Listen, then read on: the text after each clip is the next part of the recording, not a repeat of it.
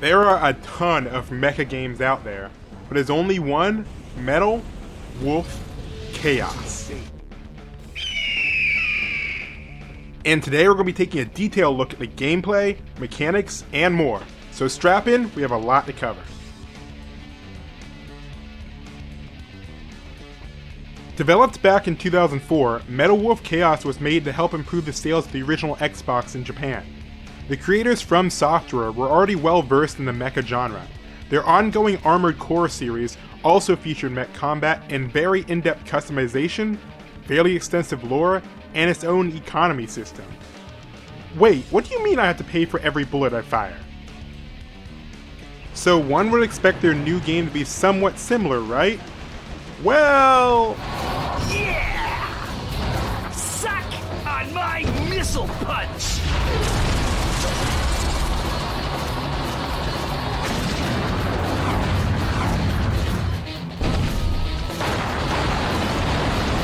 Yeah, Metal Wolf is kind of its own beast. Clearly the story is a bit less serious this time around. Early in the 21st century, you, the 47th President of the United States, need to save your country from your rogue Vice President. He's taking over the military and spreading fake news, so you need to put a stop to it. And how do you do this? You grab your mech suit and load it up with guns. Lots of guns. Compared to Armored Core, just about every aspect of gameplay is different. Combat is almost entirely focused around guns. You can bring up to 8 guns with you and you store them in your backpack. You can fire up to 2 guns at once, and your backpack is split into 2 separate sides, so if you want to dual wield a specific gun, you'll need 2 of that gun, 1 in each side. With all that firepower and no need to worry about paying for bullets or repairs, this may seem like it would devolve into a mindless shooting gallery. And to be honest, that's kind of what the first 2 levels felt like. Lots of stationary or slow-moving targets, and tons of damaged spongy towers.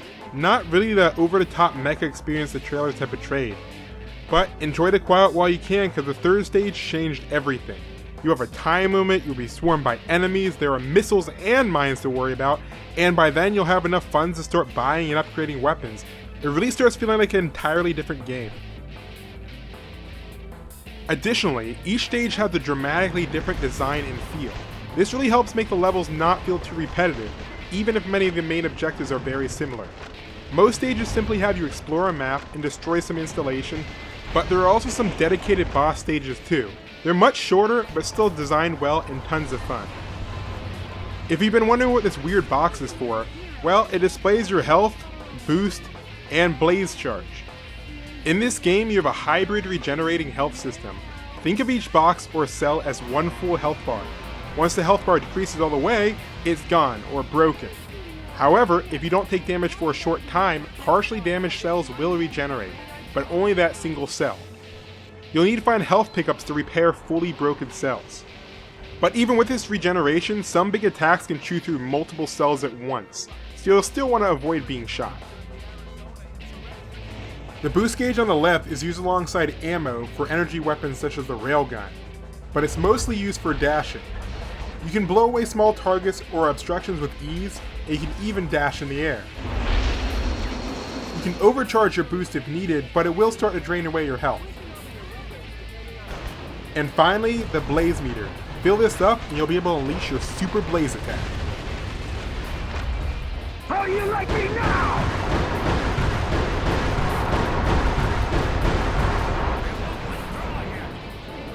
Now, even when compared to the original Armored Core, Metal Wolf's upgrades and customization are very limited. In those games, you could upgrade just about every aspect of your mech, but in this game it's more about gun upgrades.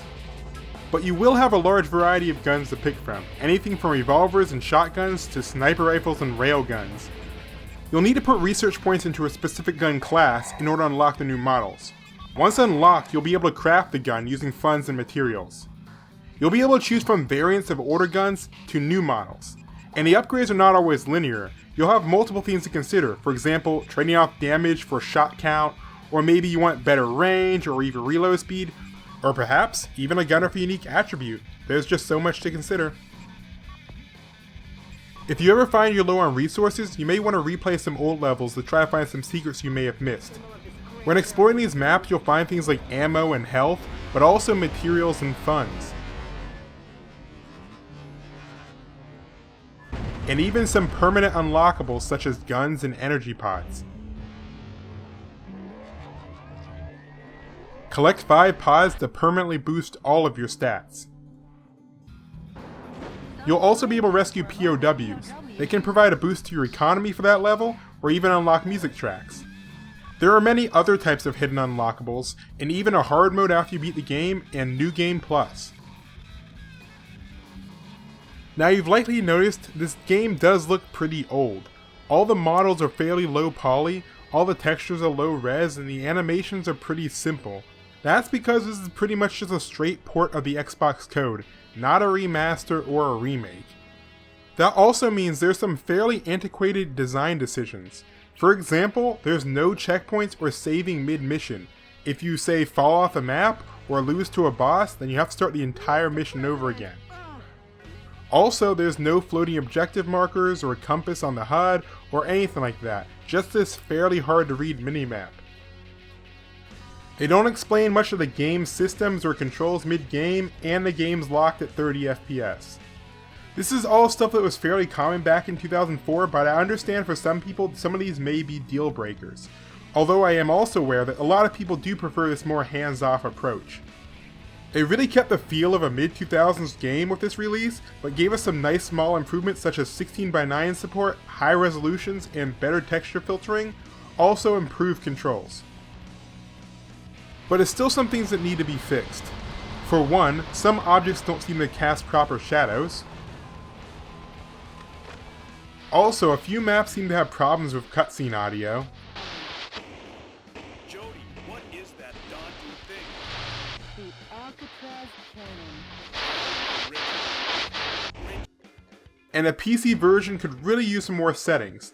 The visual settings are pretty sparse, and playing with mouse on PC forces some kind of weird aim acceleration, and there's no way to disable it. Playing in controller feels fine, however you can't remap the buttons like you could with a keyboard. You can only use one of the presets.